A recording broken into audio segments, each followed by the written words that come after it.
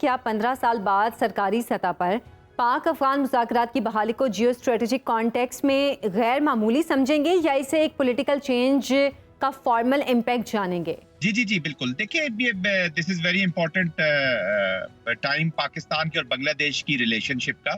और इसके बगैर इस चीज में जाए हुए कि ये स्ट्रेटेजिक पार्टनरशिप है या एक इस वक्त जो हमारी एक सियासत की वजह से एक सियासी पार्टनरशिप या जो मौजूदा हालात है उसकी वजह से शायद ये हो रहा हो। देखिए, कोई भी पार्टनरशिप जो होती है वो ट्रस्ट पे बेस्ड होती है जी। और जब ट्रस्ट एंड इंटरेस्ट, सबसे पहले होता है नेशनल इंटरेस्ट। देखिए, Bangladesh is not an ordinary country कि उन्होंने अपना नेशनल इंटरेस्ट देखे बगैर ही पाकिस्तान को चूज किया होगा अपनी अपनी अपनी फ्रेंडशिप के लिए या अपने उनके साथ जो ताल्लुकात करें। तो वहाँ पे एक सिस्टम है, एक गवर्नमेंट है, वहाँ पे पॉलिटिकल सिस्टम है, वहाँ के जो गवर्नमेंट के इदारे हैं, तो इस नतीजे पर पहुंचे होंगे कि पाकिस्तान इज अ की प्लेयर इन द रीजन। उनके साथ हमने अपने रिलेशनशिप रखते हैं। अब तो ये पाकिस्तान के ऊपर मुनहसर है वो इस रिलेशनशिप को इवन चाहे ये सियासी पार्टनरशिप है या टेम्परेरी पार्टनरशिप है या इस वक्त के हालात से इसको स्ट्रेटेजिक पार्टनरशिप में कन्वर्ट कैसे करती है। सही। अब स्ट्रेटेजिक पार्टनरशिप के देखिए कन्वर्जेंसेस देखनी होती है कि बांग्लादेश की और पाकिस्तान की कन्वर्जेंसेस कहाँ कहाँ पर है, बांग्लादेश की और बाकी रीजन में जो मेन प्लेयर्स हैं उनकी कन्वर्जेंसेस कहाँ पे। तो I think China, Pakistan, Bangladesh,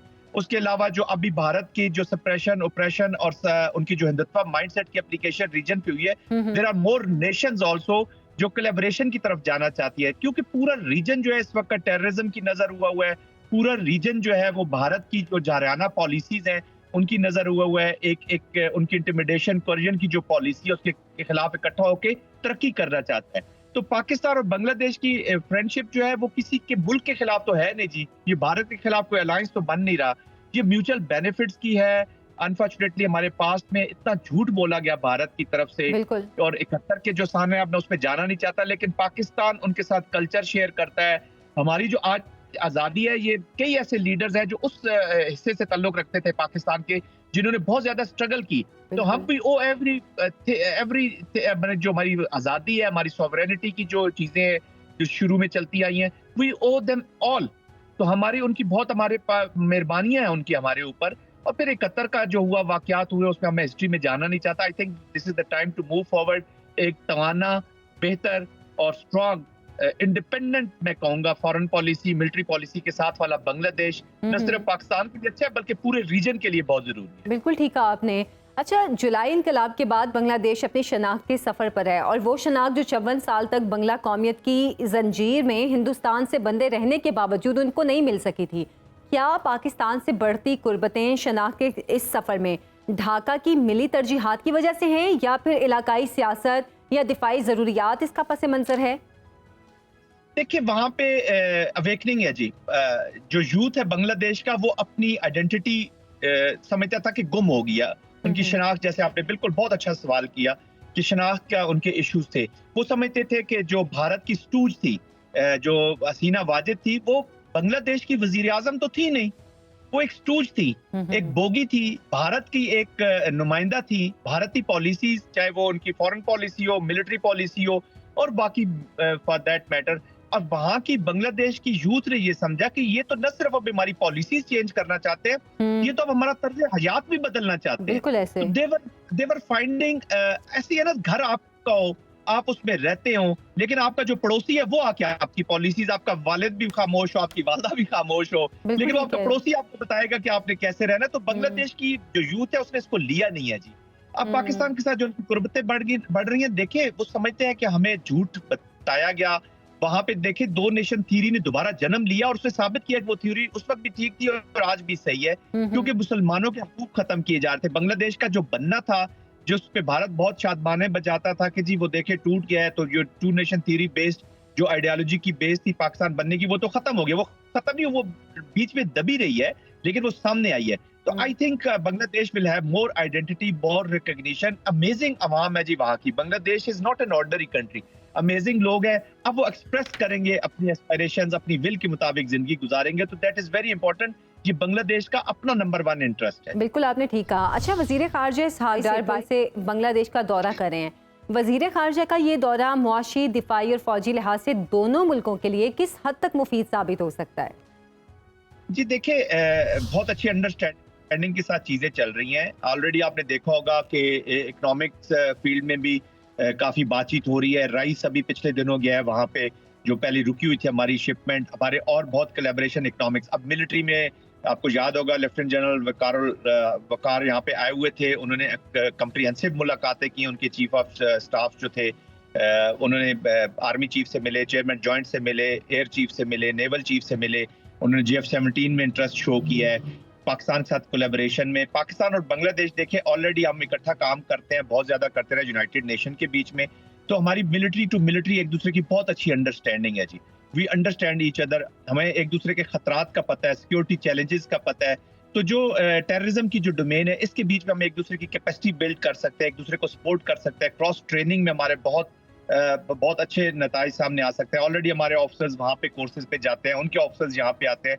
तो पाकिस्तान और बांग्लादेश एक नेचुरल अलाय के तौर पे, क्योंकि हमारे भी शेयर अलॉट, अनफॉर्चुनेटली वो बैड इंसिडेंट्स जो बीच में कुछ हुए हैं, अब उसके माजी के उस बैगेज में हम रह नहीं सकते हैं, वो गलत है या सही है, उसमें डिबेट में जाए बगैर आई थिंक हमें अब जो पाकिस्तान बांग्लादेश की रिलेशनशिप है जी इन ऑल डोमेन्स, वो आज की इस जो नई हालात हैं इनसे आगे चलना होगा जी। माजी की गलतियों से सबक सीखना होगा, उसके बैगेज में दब के दोबारा उन्हीं अंधेरों की तरफ वापस नहीं जाना। तो आई थिंक मिलिट्री, इकोनॉमिक्स, फिर पॉलिटिकल, हम एक दूसरे के, और सोशल जो है खास तौर पे, क्योंकि पॉलिटिकल कोलैबोरेशन होगी तो हम इस टेररिज्म को लड़ सकेंगे।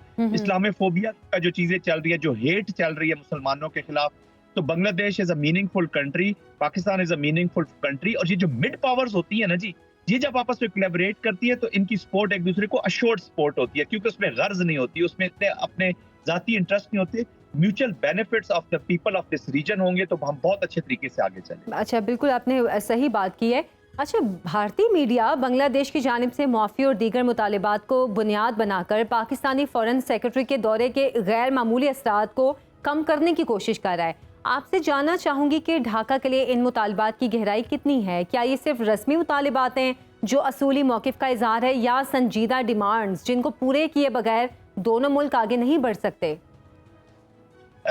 देखिए, इस वक्त ये जब रिलेशनशिप का एक नया दौर का आगाज हो रहा है, तो मेरे ख्याल में मैं अवॉइड करना चाहूंगा इस तरह की चीजों के ऊपर कमेंट करना। ये नहीं कि मैं कमेंट नहीं कर सकता, जी। हो सकता है मेरी असेसमेंट गलत हो सकता है मैं अपनी एक असेसमेंट कर रहा हूँ और बांग्लादेश की तरफ असेसमेंट डिफरेंट, हमारी असेसमेंट डिफरेंट भी हो सकती, बट व्हाटएवर जो भी उनके मुतालबात है चीजें, ये कहीं ना कहीं तो कुछ एस्पायरेशंस या कुछ अपने होम ऑडियंस को कहीं ना कहीं डिफरेंट ग्रुप्स को किसी ना किसी को एड्रेस जरूर करना चाह रहे होंगे ताकि कोई कंसर्न्स ना हो।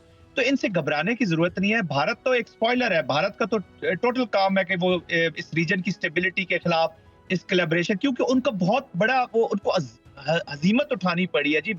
हसीना वाजिद उनके लिए ब्लैक स्पॉट अभी काइंड ऑफ स्टफ बन गया। तो आई थिंक इस डिस्कशन में जाए बगैर जो भी उनके मुतालबात है इनको सीरियसली लेना चाहिए। व्हाटएवर जो स्पेस क्रिएट की जा सकती है बेहतरी की तरफ, इसको स्कटल करने की जरूरत नहीं है, इमोशनल होने की जरूरत है। क्योंकि देखिए जी, फॉरेन पॉलिसी में जज्बात से काम नहीं लिया जाता, सेंस मस्ट प्रिवेल। अपना इंटरेस्ट देखना है, कन्वर्जेंसेस देखनी है। जंगे भी लोग लड़े हैं, हमने देखे ना, जंग भी देखी 71 की। तो अगर हम उससे निकल सकते हैं तो ये तो बहुत छोटे मुतालबात होने चाहिए, जो माफी के मुतालबात है, या अगर उन्होंने 4.52 बिलियन डॉलर्स मांगे हैं जो उनके, तो आई थिंक इस पे बातचीत हो सकती है। गुड स्टार्ट है, पॉजिटिविटी के साथ देखना चाहिए, और हमें उनकी चीजों की कदर भी करनी होगी और उसको एड्रेस भी करना होगा, इमोशंस और ज्यादा इसको इन चीजों पे डिस्कशन को मेरे ख्याल में हम अवॉइड करें तो दिस इज माय रिकमेंडेशन कि बहुत अच्छा होगा। बिल्कुल आपने ठीक कहा। अच्छा सर, बांग्लादेश की भारत के गिर्द घूमती खारजा पॉलिसी में आने वाली हालिया तब्दीली ने खलीज बंगाल में ताकत का तवाज़ुन काफ़ी बदला है। गुज़श्ता 54 सालों में बहर हिंद पहली बार भारत के लिए ओपन नहीं रहा। With the passage of time खलीज बंगाल में इसके क्या असरात मुरतब हो सकते हैं? जी देखिए, उन्होंने बड़ा सीरियस लिया है जो डॉक्टर यूनुस की स्टेटमेंट आई थी कि वो गार्डियंस हैं जी इस खलीज बंगाल के, और जो लैंड लॉक कंट्रीज है उनके लिए एक मौके है, और सेवन सिस्टर्स की भी बात हुई। देखिए, भारत इज नॉट इंटरेस्टेड, अपने लोगों की भी, खासतौर पे ये जो ईस्ट विंग की सेवन सिस्टर स्टेट्स हैं उसके बीच में भी वो उनको नफरत और हकारत की निगाह से देखता है। भारत समझता है कि जो नॉर्दर्न पार्ट है ना जी हिंदुस्तान का, जो मोदीज का है, जो उनका, तो वो कहते समझते हैं कि शायद वही मेन लैंड है जी। साउथ को या सेवन सिस्टर्स या इस तरह के जो ईस्ट के इलाके हैं इनको वो अवॉइड करता है। तो this is a very serious statement जो डॉक्टर यूनुस साहब ने दी थी, और उनकी स्टेटमेंट में कोई शक नहीं था, वो चाइना के साथ कोलैबोरेशन करना चाहते हैं। चाइना की तरफ पिवटिंग कर रहे हैं वो इसलिए कि वो इकोनॉमिक बेनिफिट चाहते हैं ना। बांग्लादेश से अपने लिए इंटरेस्ट के लिए ये सारे काम करने हैं और किसी की मलकियत तो है नहीं। इंडो पैसिफिक में इंडिया को समझने की जरूरत है कि आप वॉच डॉग होंगे तो वॉशिंगटन के होंगे। आप चाइना के, पाकिस्तान के, बांग्लादेश की डेस्टिनी, बांग्लादेश, पाकिस्तान, चाइना या इस रीजन के लोगों की डेस्टिनी की आप मालिक नहीं है, आप स्पॉइलर है। बुनियादी तौर पर भारत एक स्पॉइलर है जिसने अपने आप को वॉच डॉग के तौर पर पेश किया इंडो पैसिफिक स्ट्रेटजी में, to scuttle the progress of China. और इस रीजन के इलाके के लोगों की फलाह बहबूद के वो दुश्मन है, इंसानियत के दुश्मन। वो अपने मुसलमानों के खिलाफ, अभी देखिए जी, जो भारत के अंदर रहते हैं उनके खिलाफ, जैसे अभी वक्फ बिल हो गया, हेट स्पीच वहां पे देख लें जो पिछले सन 24 की जो रिपोर्ट आई है जितनी बड़ी है। फिर यूनाइटेड नेशन के इदारे कह रहे हैं कि यहाँ पे नफरत बढ़ रही है।